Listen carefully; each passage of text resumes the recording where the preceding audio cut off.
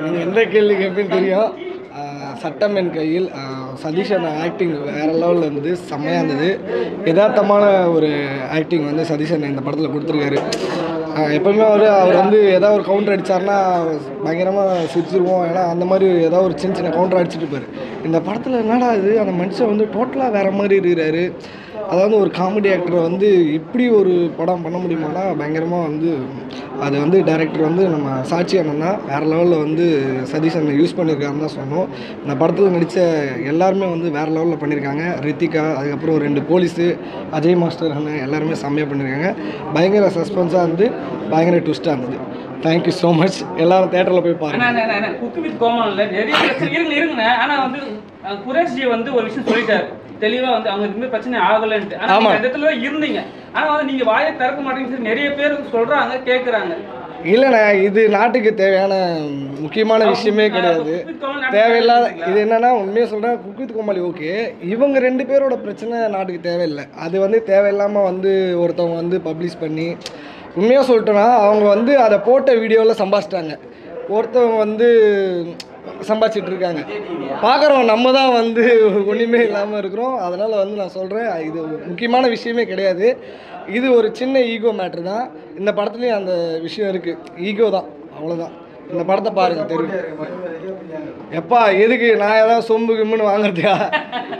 So அதெல்லாம் நான் என்ன சொல்கிறேன்னா, எனக்கு யார் சப்போர்ட்டும் இல்லை, எனக்கு யாருக்குமே வந்து சப்போர்ட் பண்ணணும்னு அவசியம் இல்லை.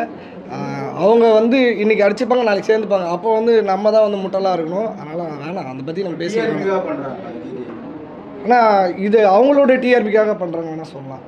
யார் இதை வந்து யார் வந்து நம்மளை பற்றி அவங்க தனியாக பேசிக்கிறாங்களோ அவங்களுடைய டிஆர்பிக்காக, ஒருவேளை அவங்க வந்து ரொம்ப ஃபேமஸாக இல்லையோ, ஒருவேளை நம்மளை வந்து மறந்துட்டாங்களோ அப்படின்னு நினச்சி கூட அவங்க பண்ணிக்கலாம். நன்றிண்ணே. தேங்க்யூ. ஹாய்ண்ணா, எல்லாருக்கும் வணக்கம். ஹாப்பிண்ணே, குட் ஈவினிங் எல்லாருக்கும். ரொம்ப ஹாப்பி. சட்டம் என் கையில் இதில் எனக்கு ரொம்ப ஸ்பெஷலான விஷயம் என்னென்னா, சாச்சி வந்து எனக்கு ரொம்ப நல்ல பழக்கம் டைரக்டர்.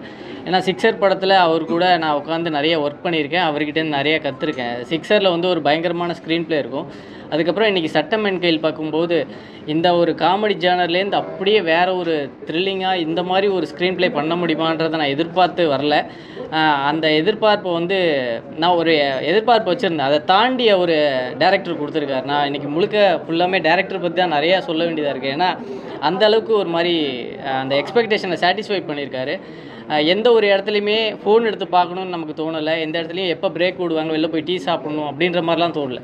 ஃபுல்லாக அந்த படத்தை 3 மணி நேரம் கண்டினியூவாக போட்டால் கூட நம்மளால் உட்காந்து பார்க்குற மாதிரி நல்ல ஒரு ஸ்க்ரீன் ப்ளே பண்ணியிருந்தாங்க. ரொம்ப ஹாப்பியாக இருந்தது. சதீஷ் அண்ணன் ரொம்ப சூப்பராக பண்ணியிருந்தாங்க. அந்த வேறு ஒரு பரிமாற்றத்தில் சதீஷ் அண்ணனை பார்க்க முடிஞ்சது. அண்ட் அஜய் மாஸ்டர் அவர் என் பக்கத்தில் தான் உட்காந்துருந்தார். அப்புறம் தான் எந்திரிச்சு வரும்போது தான் தெரிஞ்சு நல்ல இப்படி ஒரு நடிகர் பக்கத்தில் நம்ம உட்காந்துருக்கோமே அப்படின்ற மாதிரி ஒரு ப்ரௌடாகவும் இருந்தது. ஸோ ரொம்ப சூப்பரான ஒரு படம், ஒரு நல்ல திரைப்படம் வருது. கண்டிப்பாக எல்லோரும் மறக்காமல் பார்த்து சப்போர்ட் பண்ணுங்கள். ஆமாண்ணே. ஆமாம்.